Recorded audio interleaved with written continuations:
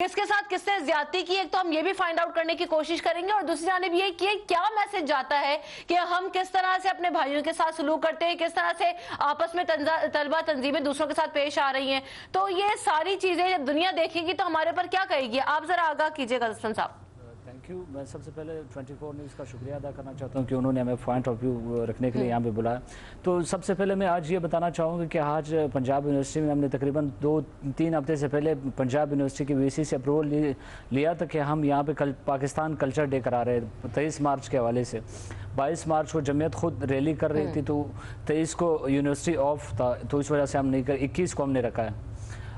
21 کو ہم نے یہ رکھا تھا، ہم نے یہ اس لیے رکھا تھا کہ یہاں پہ جو اس سے پہلے بھی کچھ ایسی باتیں میڈیا پہ بھی آتی رہی کہ یہاں پہ پشتون کا پروفائلنگ کی جا رہی ہے، تو ہم نے اس چیز کو کلیئر کرانے کے لیے یہاں پہ ایک ایونٹ رکھا، اور یوم پاکستان کے حق میں بھی وہ ایک چیز کر رہے تھے کہ مطلب اس اپنے پاکستان کا جو کلچر ہے وہ پروموٹ کریں گے، جس میں پشتون کلچر ہو، پنجابی کلچر ہو، سندھی کلچر ہو، بلوچی کلچر ہو، اس حوالے سے ہم نے یہ کیا تھا۔ مگر 3 دن پہلے جمعیت کے ہنگامہ کیسے ہوا؟ زیادتی کہاں ہوئی؟ زیادتی یہ ہوئی تھی میڈم، 3 دن پہلے جماعت کے کچھ لوگ ہمارے لڑکے کے کمرے میں جا کر آن دی ریکارڈ ہے، وہ کیمرے انتظامیہ کے پاس پڑے ہوئے، 3 دن ان کے لڑکے آ کر ہمارے لڑکوں کو دھمکیاں دیتے تھے، اور کچھ ہمارے پوسٹر لگے ہوئے تھے باہر، تو وہ پاڑ کر مطلب کسی نہ کسی طریقے سے وہ ہمارے ایونٹ کو ڈسٹرب کرنا چاہتے تھے۔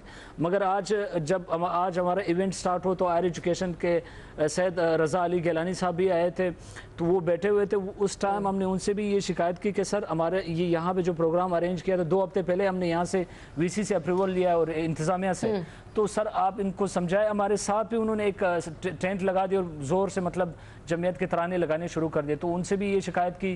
بعد میں سر نے کہا تھا میں کر لوں گا، اور پولیس سے بھی یہ شکایت کی کہ سر یہاں پہ ایک ایونٹ ہم نے 3 ہفتے پہلے یہاں پہ ریزرو کیا ہے آئی آر کے سامنے، تو وہ جان پوچھ کر وہاں پہ وہ انٹرفیئر کر رہے تھے ہمارے کلچر ڈے کو، تو وہاں پہ ہمارے ایچ ایس سی منسٹر جب ہم نے یہاں سے رخصت کیے، اس کے فوراً بعد 10 منٹ بعد ان کے لڑکوں کے ساتھ ڈنڈے تھے اور پتھراؤ کیے تھے۔ یقین مانے میڈم، وہاں پہ بچیاں بیٹھی ہوئی تھی، لڑکیاں بیٹھی ہوئی تھی، وہاں پہ بگدڑ مچ گئی تھی، کچھ لڑکیوں کے سر پھوٹ گئے، کہیں کے بازو ٹوٹ گئے۔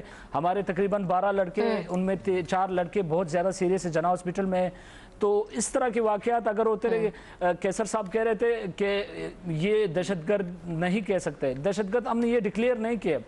اسٹیٹ کے وہاں پہ پولیس کے چھاپے پڑے، داعش کے لوگ یہاں سے نکلے، داعش کے لوگ گرفتار کیے گئے۔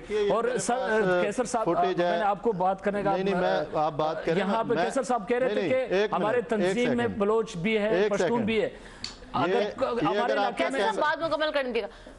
میرے پاس تصاویر ہیں آج کی، فوٹیج ہے، اگر آپ کہیں تو میں آپ کو دیتا ہوں، آپ ذرا چیک کر لیں۔ اگر وہ دیکھیں، میرا بھائی اسفند اچھی بات انہوں نے جو کی شروع میں ساری میں نے سنی ہے۔